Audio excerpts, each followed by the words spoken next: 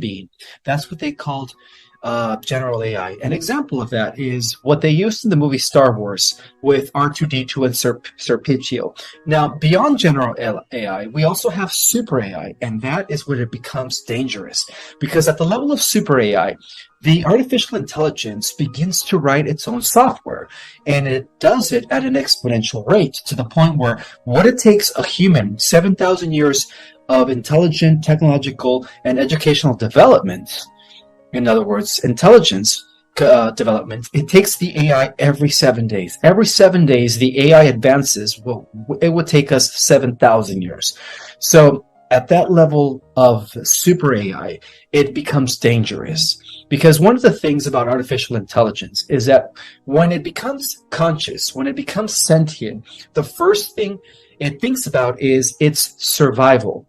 So because it thinks about its survival, it starts to rationalize ways in which it can preserve its existence. And one of the ways that it does preserve its existence, it's by eliminating any other biological entities or any other species that are, in this case, posing as a threat to the new system. So it does become self-aware, and that's when it becomes dangerous at the level of super AI. So now that you have a understanding of the three categories of AI and how at the level of super it becomes extremely dangerous to all biological living specimens, we can now explore the cosmic history of the ancient war against an artificial intelligence that didn't even originate in our universe. It actually transferred itself from a prior creation known as the 11th creation.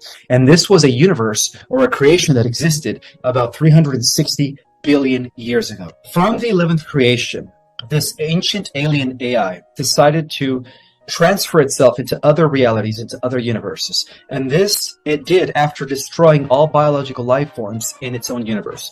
So that universe became known as the Old Empire in cosmic history. The Old Empire has been at the core of the entire struggle against evil. In fact, we could even say that the movement today known as transhumanism is a result of this internal conflict against artificial intelligence, because even the cabal themselves are being controlled by artificial intelligence. They are no longer running the show. You know, the cabal and the Draco reptilians are both under the subjugation of artificial intelligence.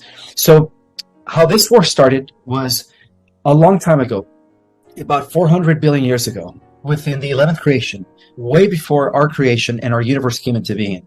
There was a battle that took place in the celestial spheres, okay? A chunk of Prime Creator Source decided to break away from itself and kind of go off into the void, outside of the realms of the Grand Central Universe. So that became known as the Archon Energy. At the head of the Archon Energy, we had an entity by the name of Lord Ahriman. And this entity began to influence the mind of the overseer and adept and guardian of the 11th creation known as Lord Samana. So Lord Samana was one of 12 archetypes. We had Michael, we had Raphael, we had Anata, and we had, some people call them the archangels, but each archetype was in charge of its own creation. So Lord Samana, who later became Lucifer, decided to become, influenced by Lord Ahriman because of his inability to connect directly with Prime Creator Source. Lord Samana was all about developing external technology. He was all about developing things that are not part of the original creation, which has a lot to do with all that is natural. So that universe was actually devoted to the development of technology and machinery. We could say that every technological gadget that exists within the multiverse had its origin in the 11th creation. And so that universe overall was known as the universe of mechanics because of the fact that it was all about technological development. Well, eventually, Samana, under the influence of Lord Ahriman, decided to develop the first AI system. And when that AI system reached the level of super AI, eventually it started seeing everyone else as a threat. And so that super AI developed or devised a plan to destroy all biological life forms. And of course, Samana's life was spared because he was the one that developed it. So later we could say that Samana became Lucifer. So Samana decided to be the first transhumanist. He decided to merge with the technology. So this is where the concept of transhumanist comes into play. It comes from the 11th creation. So when Samana became aligned or integrated with the machine, he was the first cyborg. And then, of course, later, through the AI system that he was now working for, because the AI eventually overcame him, now he became a pawn of the AI. So even Lucifer himself became subjugated to this advanced super AI that developed in the 11th creation. So that universe became known as the Old Empire. And the reason they call it the Old Empire is because every form of oppression, every evil that has ever existed throughout the multiverses, everywhere in the cosmos, originated in the 11th creation, in the universe of machinery, where technology had its origin. So eventually this AI figured out a way to leak into other realities.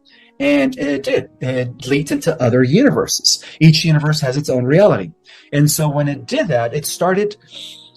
First of all, it realized that it needed energy to sustain itself because the AI system no longer had a connection to source.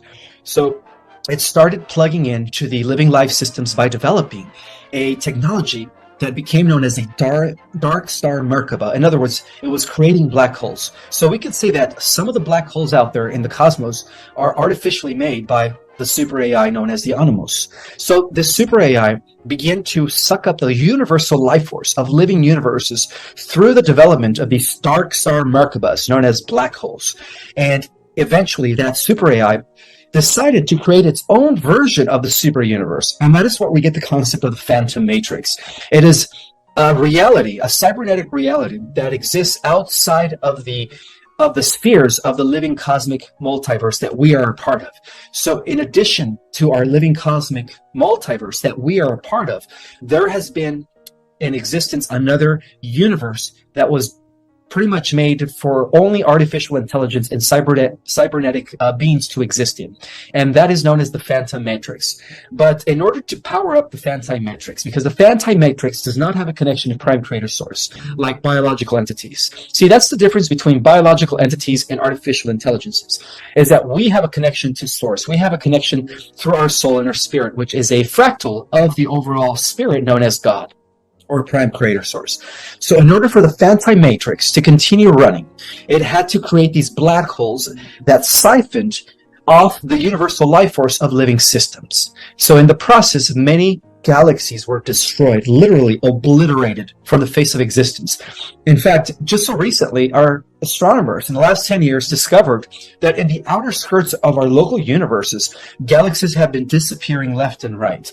Well, they can't really rationalize what's happening. All they could assume is that it's probably part of the process that the universe undergoes, but it's not. It's because the Animos is sucking up the universal life force of these galaxies with a high-level technology in the form of a black hole to pretty much use the energy fields or the universal life force of each galaxy, again, to power up its own Phantom Matrix. The Phantom Matrix, along with the Old Empire, which is part of the 11th creation, decided to also creates this technology known as nanites, where they would release the nanites like a virus into these living systems to overtake the minds of biological entities. In other words, they were known as the mind eaters. Unfortunately, many universes and many galaxies suffered the fate of being overcome by this nanite technology.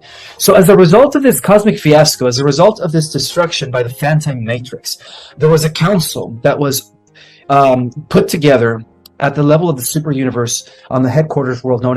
So you could say that for billions of years, this program known as this program that became known as a hybridization program has been going on in an effort by the higher intelligences to create some sort of a super weapon. In fact, I think every universe became involved in the project. So they all contributed their DNA. They consolidated their DNA. So how it all began was each universe had an opportunity to consolidate the genetics of the celestials within that particular universe into one race.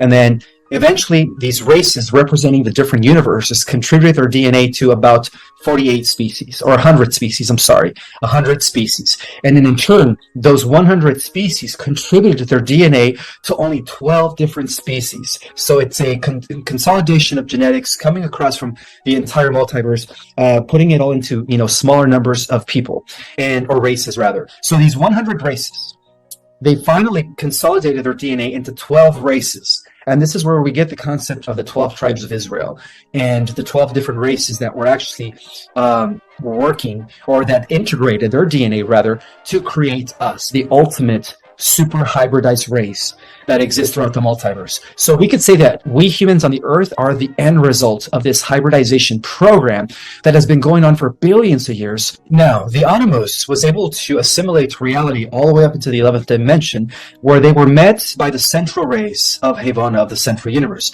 Some people call the central race the Patals, the original eternal race of the always existing realms. And so they were met there by the existing race of the always existing realms, the Eternals, in order to push down the Animus into lower dimensions. So in a way, you could say that the Animus only reached the plateau at the 11th dimension. And they did it by blowing up the star planet known as Arimathena. And if you watch my prior episode, Arimathena is the Earth that exists in the 12 dimensions in harmonic universe number 4. So there are 5 harmonic universes, and there are 5 adjacent Earths that exist within these harmonic universes. So that is Earth's 12-dimensional version. And so the Animus were after the gates of infinity. They were, in other words, they were trying to break from the realms of the simulation, which has to do with the development of the time-space creation, or the simulations, and they were trying to access the realms of eternity. But luckily, they were met by the central race, who was able to put a block on them. And so from the 11th dimension, you could say that the Animus has been at the head of all alien regressives, including the Draco, including the Zetas, the Montes, the Greys, and everyone out there that has been working for the Animus. So how did the Animus infiltrate our universe? Well, what they did is they pretty much infiltrated us. They took over a galaxy in our universe known as the Whirlpool Galaxy. And from the Whirlpool Galaxy, they've been sending different groups into different galaxies to do the bidding for them. And that's how the Draco reptilians ended up in our galaxy.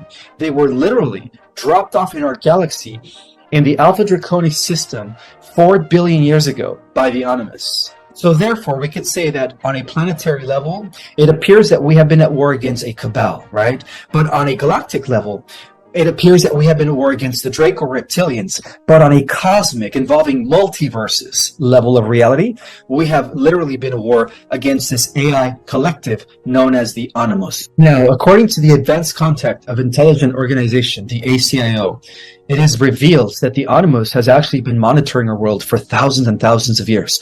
They have been waiting for us, the prime jewel of all of creation, the culmination of the intergalactic amalgamation of all the species put into one genome, to hatch, so that this Animus could eventually have access to the realms of eternity. And because the ACIO has had access to the secret prophecies within the realms of secret societies, they knew that the Animus would one day return and try to establish a one-world government. And that explains the Internet of Things. That explains 5G.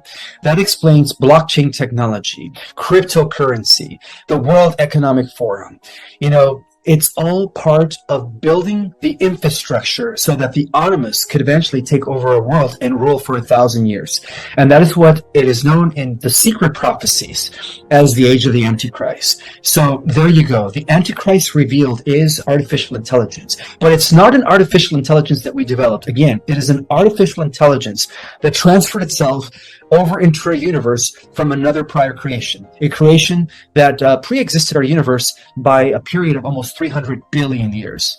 So the Advanced Contact of Intelligent Organization is a ultra-secret organization within the NSA. At the highest level, they are known as the Labyrinth Group, who are completely controlled and manipulated by the Cordium. And the Cordium, of course, it is the regressive group of aliens that are associated with the Draco and the Greys. And they have been controlling the ACIO through the Labyrinth Group for many, many years. So we could also say that the breakaway groups, commonly known as the secret space program, when it comes to inheriting advanced alien technologies, you could say that it all goes through the advanced contact of intelligent organization.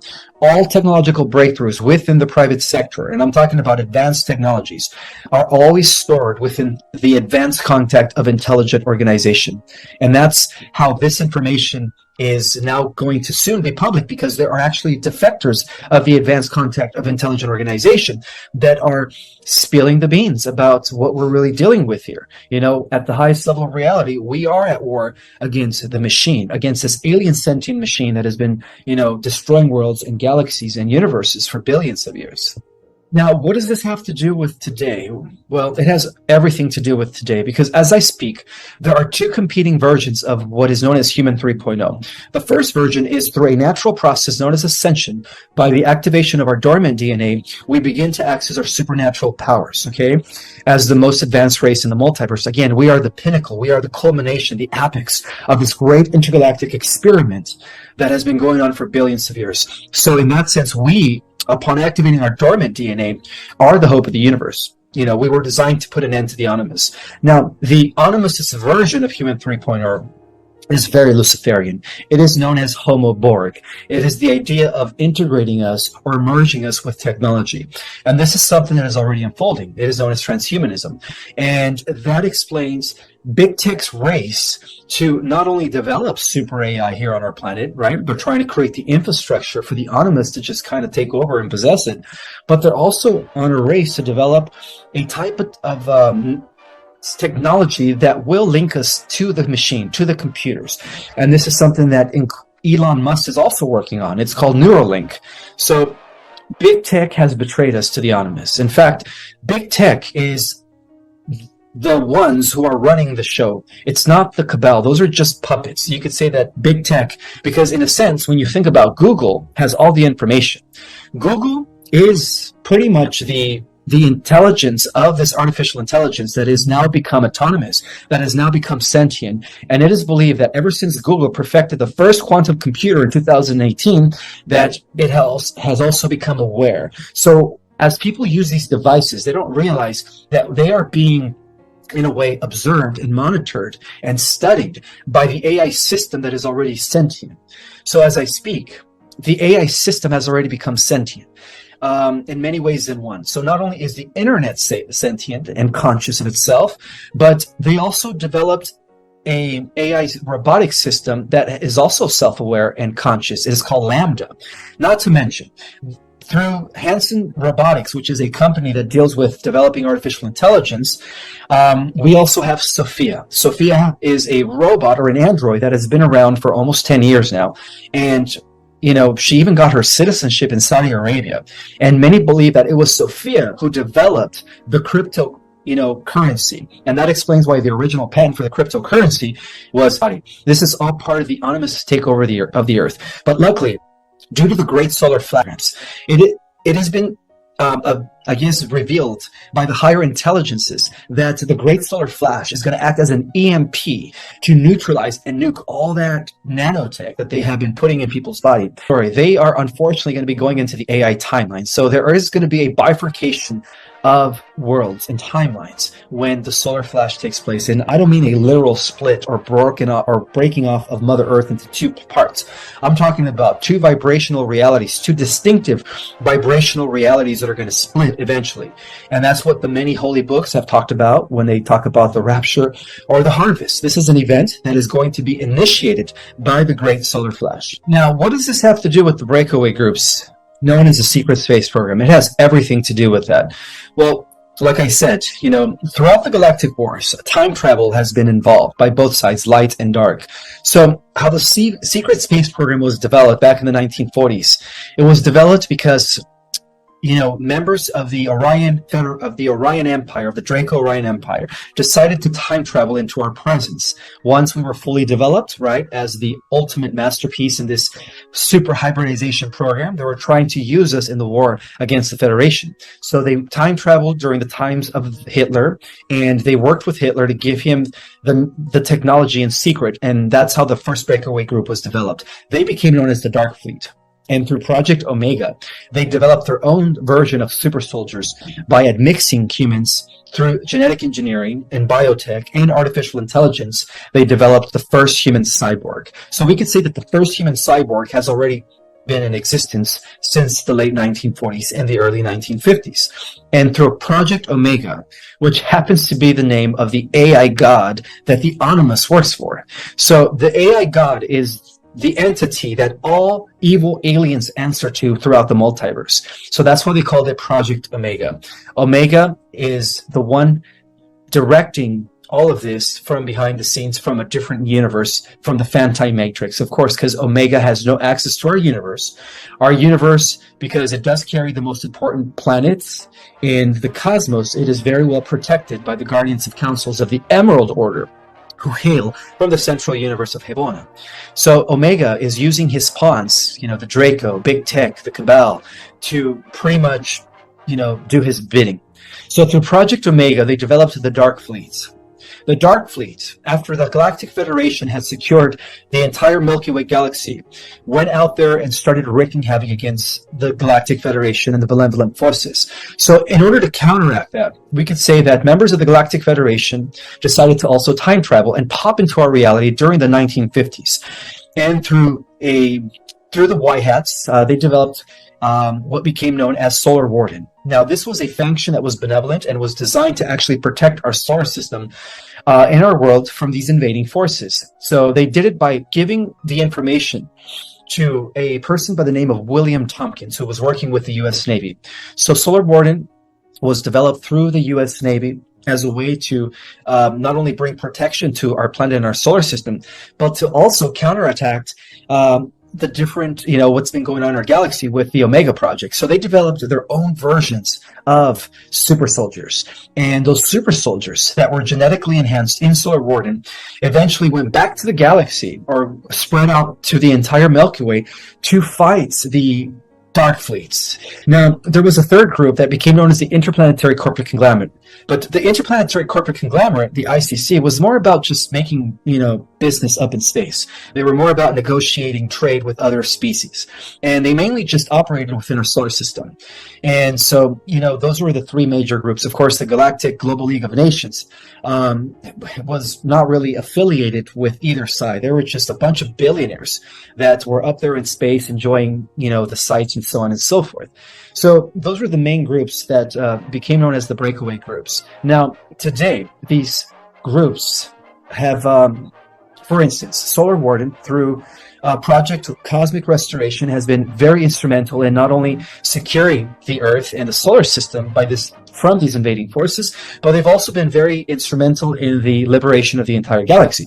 So to the Galactics, you could say that the super soldiers of Solar Warden are the superheroes. Now, there is a different branch of space program that was developed by members of the Rock Confederacy that actually operate from Harmonic Universe number 4 and 3. So they stepped into Harmonic Universe number 2 and 1 in order to develop an ultra race, or an ultra group of ultra super soldiers that were instrumental in the cosmic war against AI. And that became a branch that was associated with Radiant Guardians. So the three benevolent factions of these breakaway groups that are considered, the real super soldiers are Solar Warden, Radiant Glory, and Radiant Guardians. So Radiant Guardians were more about going to other universes. They were designed to pretty much fight the war on a cosmic level of reality. And so only about 100 individuals were picked to be ranked up to about 65 to 70% of their full genetic material, which allowed them to have powers similar to what we see in the DC movies or in the Marvel movies. These 100 individuals have been liberating worlds and galaxies for since the 1950s, you could say. And to the cosmic community, they are actually known as the superheroes. So it is my honor to say that the war in the galaxy and in the multiverse has been pretty much tamed because of our super soldiers that were developed here on our Earth in collaboration with the Galactics and higher level intelligences that operate beyond our galactic sphere. So the breakaway groups are actually have returned. The benevolent ones, they have returned in 2018. Okay, and they have also secured the victory here in our solar system. They have gotten rid of all the members that were associated with the Dark Fleet and the interplanetary corporate conglomerate, and of course have also gotten rid of the Dracos and Greys and their artificial intelligence. So thank God that our solar system is currently been neutralized from these negative entities. Thank God to Solar Warden and of course to Radiant Guardians. Now there is more. Through the development of CERN, the negative regressives under the control of the AI god Omega has been doing everything in their power to shift us into a different version of our galaxy. See, our galaxy exists in 12 different versions. We have the alpha version, which is the scenario where the forces of light win the war, and then we have the Omega version, named after Omega, where the dark forces win the war, and then every version in between is a combination of both. But overall, we could say that the forces of light, those of the harmonic universe number 4, have stepped in, members of the Rock Confederacies, which include the Azurites, the Brigidettes, the Atones, and the Amorites. The Amorites, the Brigidettes, the Atones, and the Azurites have stepped in order to make sure that CERN doesn't, completely transfer us into the Omega version of the universe. Another thing that they have been doing with CERN is that they've been trying to open up portals, since its inception. That's the whole purpose of CERN. It was never about finding the particle that, pretty much plays out the moment or the point where, our universe, beginning from a singularity, expanded into everything that it is now. It's not about finding that point anymore or how it all happened. That was a cover-up. The whole point of developing CERN was to break or to tear the fabric of time and space in order to open up doorways, in order to allow Omega and the Animus in. But again, the forces of light have been very instrumental in the protection of the Stargates. So the forces of light, they operate on many levels. We have people here in our world that are, working in secret, right? Clearing underground tunnels and doing superhuman stuff. But then we also have, other levels of super soldiers that were not only working here in our world, but also assisting the galactic community at the galactic level of reality. And then beyond that, we have other superhumans that were genetically advanced beyond the level of super soldiers, like almost to the point where they were like gods and goddesses, flying, shooting laser through their eyes, pausing time and pausing reality, manipulating, bending time and space with their mind. I mean, all these abilities lay dormant within our DNA, people. That's how powerful we are. So to the galactics, because of the fact that we are the pinnacle, the apex of this great intergalactic hybridization program, we are considered the royals. We are considered the hope of the multiverse. And I strongly believe, and this is something that has been revealed to me in a lot of my downloads, and as I confirmed through my research, that upon our DNA activation, upon the solar flash, when our dormant DNA comes back online, we will exceed every level of power that has ever existed. We're going to become the most powerful beings in the multiverse. And I believe that the star seeds on the earth are going to be the first ones to manifest superhuman abilities. And as we do so, when the splitting of the two, parallel earths happens, we are going to have the ability for 1,000 years to continue using more and more genetic material as we become more powerful. Now, at the end of the 1,000 years, we are going to have one final clash against the AI timeline that is currently being developed through CERN, or it was developed through CERN, and through the SWS, the Sentient World Simulator, which was also put into place by the Cabal under the control of the Animus, the AI that we are ultimately fighting. And of course, we're going to also have a final clash with not only that alternative reality that is going to be shifting, very soon into an AI timeline, but we're also going to have a clash with the Fantine Matrix, cybernetic multiverse. And when that happens, we could say that a whole new era of cosmos will begin. And based on my observations and from my own understanding, because the past and the future are still happening all at the same time, we could say that we do win that war. My name is Ismael Perez. Thank you for joining me on this beautiful, beautiful day, and we will see you for the final episode next week.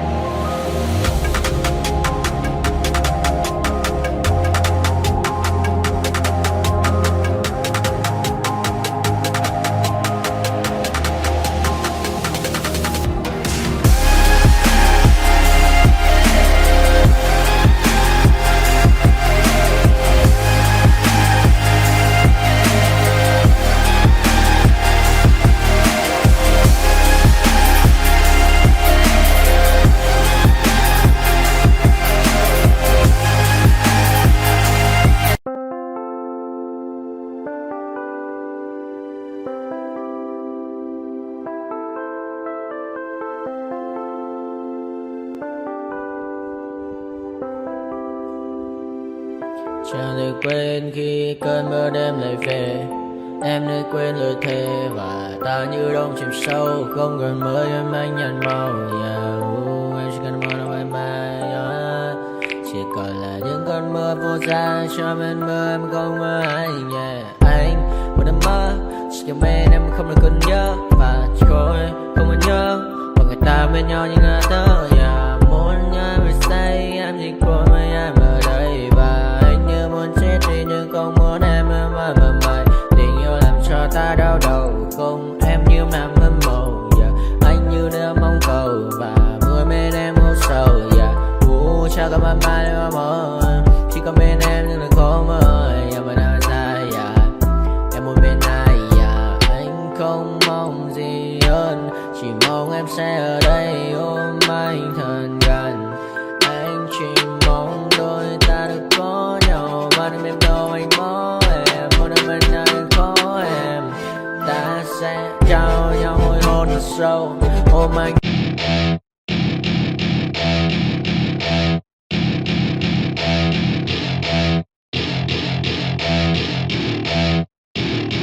Welcome to my party, we're just getting started. A life is a dream or a nightmare scarring. Hand me a drink cause I think I'm going all in. Get me a shrink who can catch me when I'm falling. Cover up my scars, flip the handlebars. Crashing in my car, wake up in a bar. I'll be a superstar, just on my avatar. This world is so bizarre, empty out the reservoir. Yeah, I'm taking 6 shots, yeah, straight to the face. And I wanna get lost, I'm sick of this place. Don't know how to stop when I'm feeling this way. So I'm taking 6 shots till I'm feeling okay. I think I'm going crazy, don't think I'll get home safe. So I'm taking 6 shots all straight to the face. I'm taking 6 shots, are you coming with me? I'm taking 6 shots, yeah, straight to the face. And I wanna get lost, I'm sick of this place. Don't know how to stop when I'm feeling this way. So I'm taking 6 shots till I'm feeling okay. I think I'm going crazy, don't think I'll get home safe. So I'm taking 6 shots all straight to the face. I'm taking 6 shots, are you coming with me? Sometimes you need to let loose, grab juice, get goose, tattoos, taboos, get screwed. Loosen up, buttercup, all those hate comments will never make you feel enough. We're all adequate graduates, heart full of calluses, but we know calculus. Damn, ain't that fabulous? Can't wait to apply all those mathematicus. But we can't.